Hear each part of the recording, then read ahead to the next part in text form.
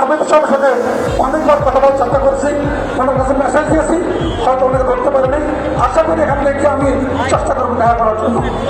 এমনিভাবে আমাদের কবিরাটে ইসমত চৌধুরীর সাথে কথা বলছি, আমি সেখানে আমাদের এলাকা হাইদের বেশি সাহেব উনি বরাবর করেছিলেন, ওনার সাথে আমি কথা বলেছি।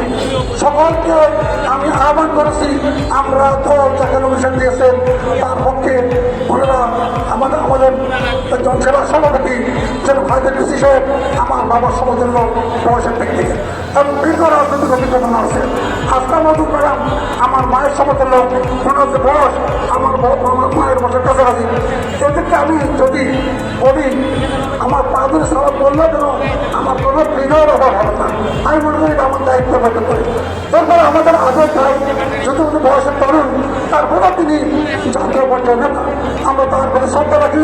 আমি আশা করবো যে আমরা ওনাদেরকে মনে কষ্ট থাকাই স্বাভাবিক। এর আগে একজন বক্তা বলছেন